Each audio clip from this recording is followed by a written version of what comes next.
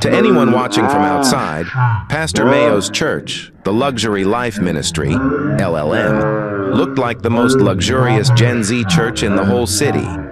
Big cars, loud fashion, diamond chains, fine girls, young men in expensive suits wearing sunglasses to service, offerings counted in bundles, tithes carried in briefcases. But inside, darkness ruled. Because Pastor Mayo wasn't just a greedy Gen Z pastor. He was an agent of destruction in a designer suit. And the day judgment finally met him, the rich members who worshipped him watched in horror as something they never expected happened, something that exposed the secret behind his wealth. If greed took the form of a human being, it would look exactly like Pastor Mayo. He was in his late 20s to early 30s, young, flashy, bold, loud, and disturbingly obsessed with money. He always said, "God called me," with a straight face, but everyone who truly observed him could see the truth. Money was the true calling that dragged him into ministry. From the very first day he opened his church, he made one rule clear. This is not a poor man's church, and his ushers enforced it like soldiers. If someone approached the gate on foot, they chased the person away immediately. If someone's car looked too old or too ordinary, they bounced them back into the street. If anyone dressed too simple or looked average, they told them, "This is not your level. LLM is for people of class." Pastor Mayo wanted only people with money, status, and influence, and strangely, many people loved it. His members bragged about it everywhere. They said things like, "Our church is elite. Only rich Christians understand our calling. God is moving in LLM because success attracts success." Every Sunday, the church compound looked like a celebrity award night. Range Rovers lined up like a convoy, Mercedes and BMWs packed like a car exhibition, girls stepping down from cars in heels and tight dresses, young men walking with gold chains, diamond watches, iced-out rings, and stylish haircuts. Even the ushers themselves looked like runway models. Inside the church, the altar glittered with expensive lighting. The air was filled with strong luxury perfumes. Tithe baskets overflowed with bundles of cash that looked like ransom money. During service, Pastor Mayo enjoyed every moment. The spotlight, the admiration, the camera angles, the noise, everything made him feel like a king. He would raise his voice and shout, "If you don't give to me, you are robbing God. If you don't sow a seed to me, you will be cursed. If you collect a contract and you don't bring 40% to me, heaven will shut your destiny." And the church would erupt. People screamed. People clapped. People jumped. People obeyed. Because Pastor Mayo had turned the pulpit into an investment center, and he sold fear like a product. But the truth is, Mayo wasn't always a monster. Before the expensive suits, before the designer shoes, before the loud sermons, there was a young boy who once lived in peace, but everything changed long before he ever held a microphone. Many years ago, before Mayo grew into the pastor, the city now feared and adored, he was just a young boy living quietly with his parents, Evangelist Jerry and Mama Lucy. They lived in a modest one-room apartment in a quiet community. No luxury, no abundance, no designer anything. But what filled that home was love, peace, and sincerity. Mayo's father, Evangelist Jerry, was known in the whole town for one thing: truth. He preached the gospel without manipulation. He never begged for money. He never threatened anyone with curses. He never used the pulpit to deceive. While other pastors collected fat offerings and lived like kings, Mayo's father returned home every Sunday smiling, even when he held nothing more than 300 naira offering from the entire service. "God is faithful," he always said. But Mayo never understood that statement. As a young boy, he watched his father live a life of sacrifice, visiting sick people, praying for the poor, helping widows, feeding strangers, and sometimes returning home with nothing for his own family. Mayo hated it. He hated the humility. He hated the poverty. He hated watching other pastors thriving while his father struggled. Mayo had one best friend called Joe, and what annoyed him most was Joe's father, Pastor Tom. Pastor Tom was the exact opposite of his father, Evangelist Jerry. He was loud, he was cunning, he was manipulative, he loved money more than God. He would tell his congregation, "If you don't sow a seed into my life as your man of God, you will not prosper." People trembled and obeyed. He lived in a big house, drove big cars, wore expensive suits, and always held a gold-plated Bible. Mayo admired him deeply. But surprisingly, Joe, Pastor Tom's son, hated that lifestyle. Joe had grown up watching his father deceive and manipulate people, and he didn't want to be like that. He preferred Evangelist Jerry. He said, "Mayo, your father is a real pastor. My father, he loves money too much. Please don't become like him." But Mayo didn't care. He envied Joe's wealth. He envied the comfort. He envied the respect Joe's father received everywhere he went. And then, everything shattered. One evening, Evangelist Jerry returned home from preaching at a crusade feeling strange. He started sweating. He began coughing violently. His hands trembled. His voice became faint. Before long, he collapsed. Mayo screamed and rushed him to the hospital. The doctors examined him and said, "He needs an urgent operation. It will cost 10 million naira." Mayo froze. Where would a poor pastor get such money? He ran everywhere, begging for help. He visited every church member. Many pretended not to be at home. Some shut their doors at him. Some said, "We don't have money." Others simply avoided him. With tears pouring down his face, Mayo ran to the only person he believed could help, Pastor Tom, his best friend's father. He knelt down in front of him, crying loudly, "Please, sir, please help me. My father will die. Please, I beg you." Pastor Tom looked at him calmly, adjusted his expensive wristwatch, and said, "Your father refused to do ministry the right way. He chose poverty. Let him face the consequences." And he chased Mayo out. Joe stood behind the door, crying helplessly for his friend. Mayo ran back to the hospital, his legs weak, his chest burning, his throat dry. When he reached the ward, his father was slipping away. Evangelist Jerry smiled faintly as Mayo held his hand and sobbed uncontrollably. "My son, you've tried, but please do not hate anyone. Do not let bitterness eat into your heart. If this is God's will, let it be so." And with a gentle breath, he died. Mayo screamed so loudly that nurses ran into the room. He cried until he could no longer breathe. His mother died years ago. Now his father was gone too. He was alone in the world. That night during the wake keep, Mayo stood beside the coffin. Tears streamed down his face as he placed one hand on the cold wood. His voice cracked as he whispered, "I will take over your church, Papa. But I will never be poor like you. Never. I will never allow poor people into my life. Never again." That was the moment everything changed. Darkness entered him quietly, and the boy who once admired truth now chose greed instead. Years passed, and Mayo grew into the man he once swore he would become. Not a shepherd of souls, but a celebrity pastor, shining under stage lights, drowning in applause, and worshipped by people who valued wealth more than truth. He changed the church name to the Luxury Life Ministry, LLM, a name that alone attracted the kind of people he wanted. On the day he opened his new church in the city, people did not walk into the premises.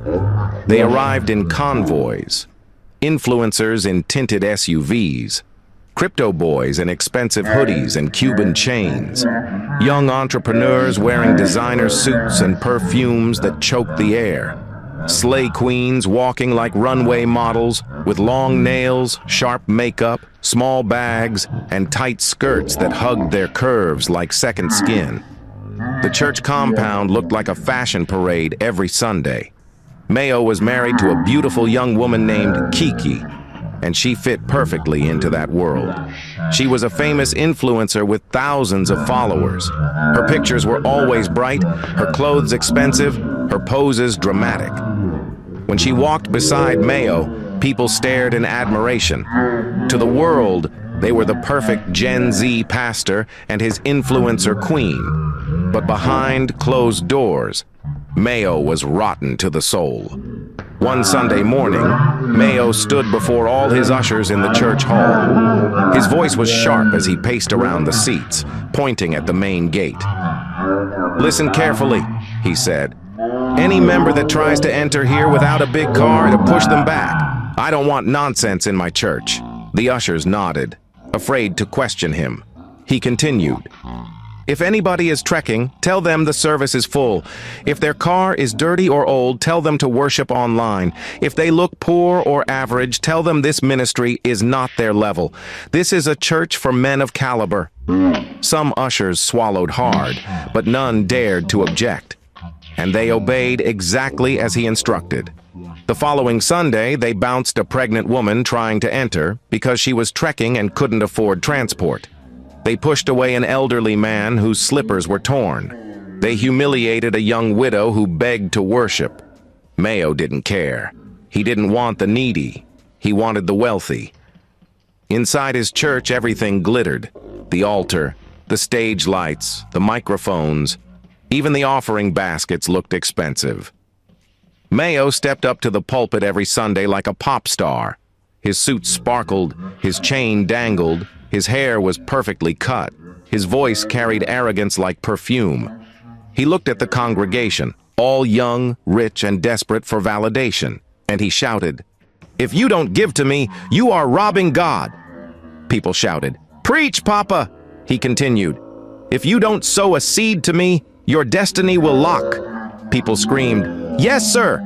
If you win a contract and you bring only 10% instead of 40%, you are cursed." People rushed to the altar with thick envelopes. He watched the piles of cash grow with a proud smile on his face. He loved it. Every moment, every shout, every respect they forced on themselves. But Pastor Mayo was not only greedy, he was destructive. When young married women came to him for counseling, crying that their marriages were falling apart, he never once preached forgiveness or understanding. He leaned back in his velvet chair, tapped his gold ring on the table, and said, "Leave that useless man. Divorce him. I'll match you with a real man from this church, someone with class." And they listened. Homes shattered. Futures collapsed. Families tore apart. All because Mayo, the so-called man of God, wanted control. He matched men and women together like couples on a dating show. He broke marriages and created new ones for fun, just so he could brag about it. People obeyed him blindly. His power grew. His wealth increased. His name spread. But so did his evil. And somewhere, silently, judgment was watching him. Because Mayo thought he had outrun everything from his past. He didn't know that the moment he feared most was already walking back to him. It happened on a bright Sunday morning. The compound was full of luxury cars. Photographers were snapping influencers dressed like celebrities. Music blasted from huge speakers. Ushers lined up like bouncers at a VIP party. Everything was normal. Until an old man approached the gate. He looked out of place in every way possible. His shirt was torn. His trousers were faded. His feet were bare. His bag was ragged. His hair was gray and uncombed. The ushers frowned instantly. They stepped in front of him like security guards blocking a criminal. "Where do you think you're going?" one asked. "To the church," the old man replied calmly. The usher laughed. "Which church? This one? Are you confused?" Another usher pushed him back slightly. "We don't allow your type here. Go to a cheaper church." But the old man didn't leave. He didn't argue. He simply said, "I want to see the pastor." The ushers burst into laughter. "Pastor Mayo will never see a man like you. My friend, leave here."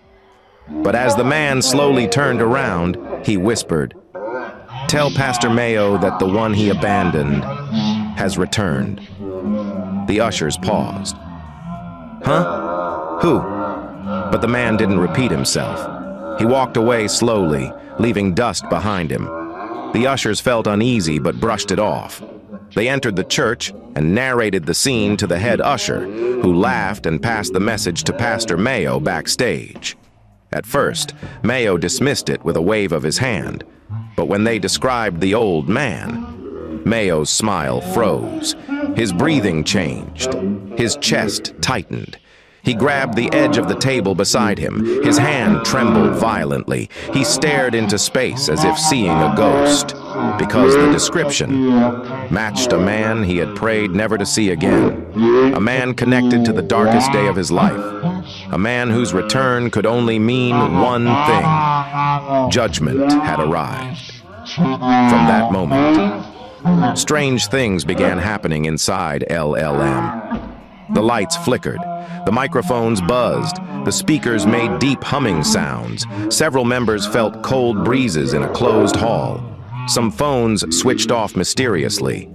The altar light blinked like a dying torch, until the day everything turned into a real nightmare.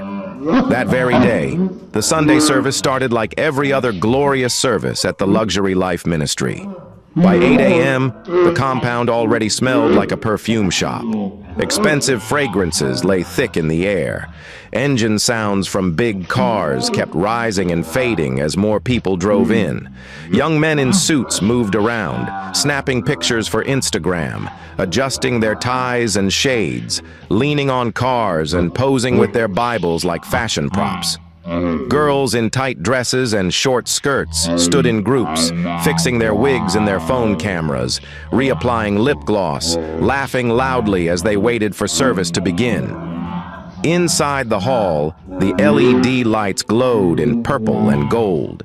The screens displayed, "Welcome to Luxury Life Ministry, where greatness lives." Ushers moved like personal assistants, escorting rich businessmen to front seats. "Good morning, sir. This way, please, sir. Ma, we reserved this row for you." Bundles of Naira notes already sat in some people's hands. Some held brown envelopes full and thick.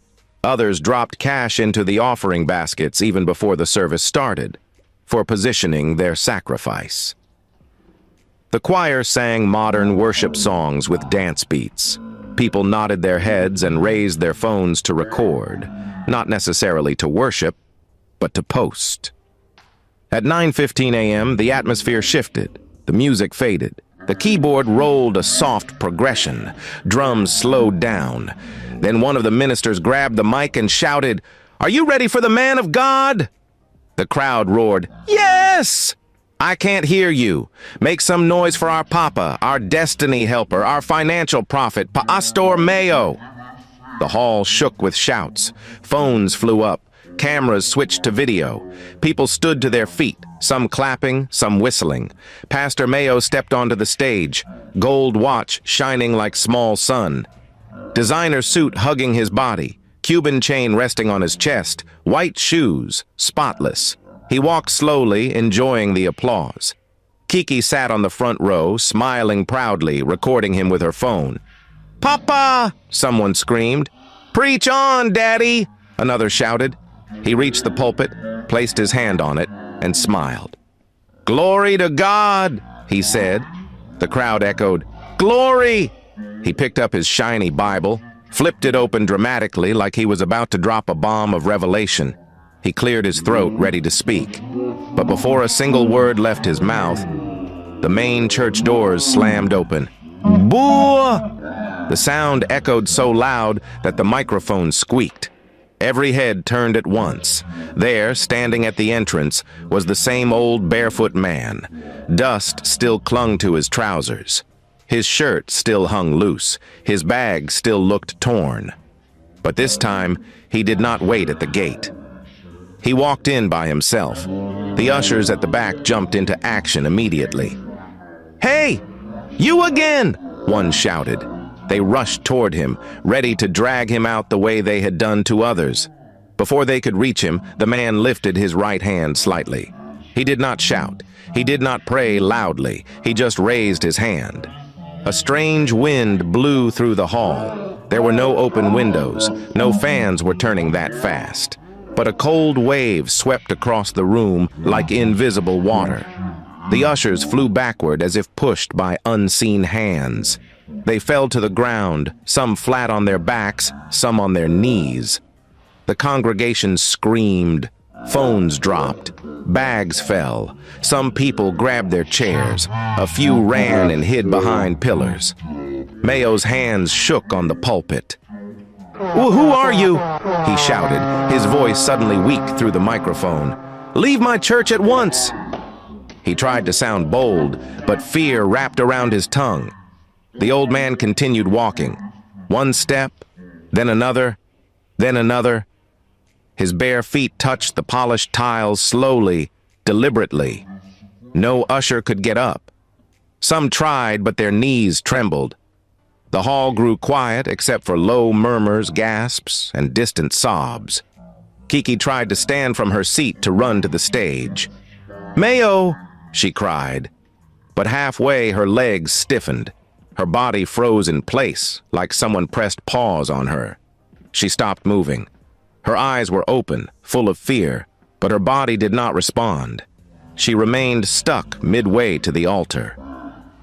The old man reached the front of the church and stopped a few steps away from the pulpit. He raised his head and looked straight at Pastor Mayo. This moment, his eyes no longer looked ordinary. There was pain in them, and something else. Something that made Mayo's heart start racing. "You have forgotten me," the old man said quietly, his voice echoing in the microphone even though he didn't touch it. "But I have not forgotten you." Mayo's knees hit the ground behind the pulpit. His chest rose and fell rapidly. "Who are you?" he shouted again, but this time it sounded like a child begging for help. The man took a step closer. "You abandoned your father's calling," he said. "You turned his altar into a shrine of greed. And today, everything you built with manipulation will crumble." Some people in the congregation began to cry. Others whispered to each other, "What is happening? Who is this man? Why is Pastor shaking like this?" And then, right there in front of everyone, the old man changed. It started from his clothes. The dirty, torn shirt faded like smoke. The ragged trousers dissolved. The dusty bag in his hand vanished into thin air. In their place, a glowing white robe formed, bright but not blinding. His face smoothed. His hair turned black again at the edges. Lines of age disappeared from his cheeks. Light surrounded him. He was no longer just the old stranger at the gate. He was someone else. Someone Mayo knew. Someone he loved and hated to remember at the same time. "Ha!" a woman near the back screamed. "Jesus Christ!" Another shouted, "Blood of Jesus!" People began to fall to their knees. Some ran toward the doors and found they could not open them. Others hid behind chairs, trembling. Some clung to each other and shook. Mayo's eyes widened. He knew that face, even though time had tried to bury it in his memory. He knew. "Dad," Mayo whispered, his lips trembling. The glowing figure looked at him with deep, grieving eyes. It was Evangelist Jerry, his father, alive, but not alive. The hall shook with terror. Some members collapsed flat on their faces. Some began to pray in panic. Others just screamed without words. Mayo dropped the microphone. He crawled backward, shaking his head, tears already forming in his eyes. "No, no, this is not real. Dad, you died. I buried you. I buried you myself." But Evangelist Jerry did not move in anger. He did not shout. He simply stood firm in front of the pulpit. "You thought death silenced me," he said. His voice rolled through the entire church without needing a speaker. "But God allowed me one day, one moment, to confront the corruption you turned ministry into." Mayo sobbed like a child. Everything he had run away from had just walked into his service, and the worst? In front of his members, in front of his wife, in front of the rich men he worshipped, and there was nowhere left to hide. Evangelist Jerry turned slowly, facing the entire hall. His eyes swept across the rows of rich men in suits, the slay queens, the influencers, the crypto boys, the ushers on the floor, and Kiki frozen halfway to the altar. Then something strange happened. The giant LED screen at the back of the stage came on by itself. No media team touched the controls. No button was pressed. Yet the screen flickered and came alive. At first it showed static. Then the image cleared. It did not show a Bible verse. It did not show a worship song. It did not show the church logo. It showed Pastor Mayo, not the Mayo on the stage, another one.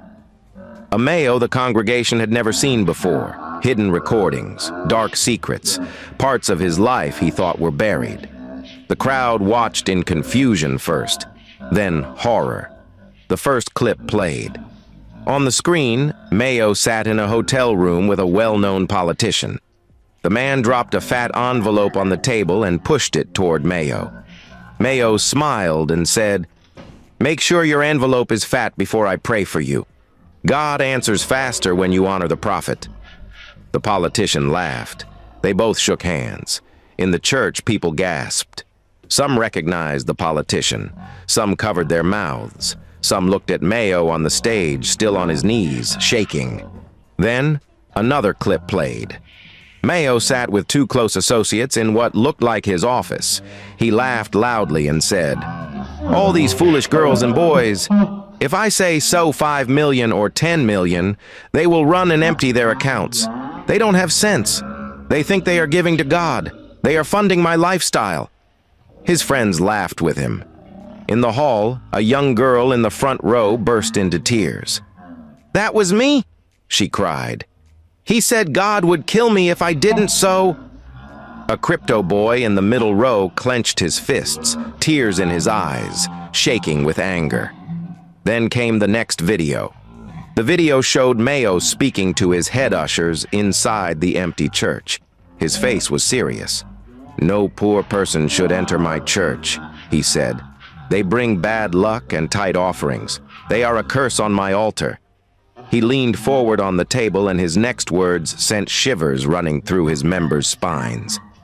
"If any stubborn poor person insists on coming here, collect their details on the newcomer's form. Trace them. Pay them a visit." He lowered his voice and added, "Silently kill them in their miserable homes or anywhere you find them. They shouldn't come and spoil my business, ever." There was silence for 2 seconds. Then the hall exploded. "What?" someone shouted. "Jesus!" another screamed. A woman began to shake from head to toe, crying uncontrollably. An usher at the back covered his face in shame. He had bounced several people in poverty believing he was protecting the altar. Kiki's sobs grew louder. "Mayo." "What did you do?" she cried. "What is all this? You told me you were a man of God."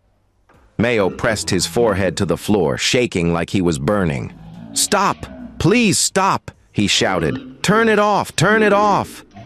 But the screen changed again to the next clip. This time the scene was a dimly lit room. Candles on the floor, calabashes on a wooden table. Mayo sat across from a man with cowries around his neck and red marks on his body. The spiritualist pushed a small black charm toward Mayo. "If you keep this under your altar," the man said, "rich men will always locate your ministry. Poor people will not be able to remain. They will choke and leave. Your name will spread. Your wealth will grow." Mayo took the charm with reverence. "How much?" he asked. The man replied, "Your soul is not my concern. Just make sure you renew it with human blood and sacrifice when it is time." Mayo nodded and responded, "As long as money keeps flowing, I am ready." The video paused. The hall fell silent for a moment, just one thin, shaking second. Then cries filled the room. Some people fainted where they sat. Some covered their ears as if they could block out what they had heard. Some tore their expensive jackets in rage. A businessman in the VIP section stood up in anger. So all my offerings and tithes were tied to charms? He shouted. I gave thinking it was God. Evangelist Jerry turned back to face his son. Mayo, he said quietly, you turned ministry into business. You scattered homes. You cursed people to collect money. You turned my name into disgrace. He looked around at the shattered congregation. And today, heaven has brought judgment. Mayo lifted his head slowly. His face was wet with tears and sweat. Please, Dad, forgive me, he cried, his voice breaking. I was angry. I was tired of being poor. I didn't know what else to do.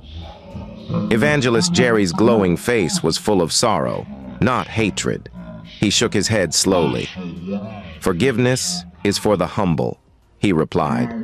But you did not humble yourself when the poor cried. You did not humble yourself when truth confronted you. You used my death as a reason to walk deeper into darkness.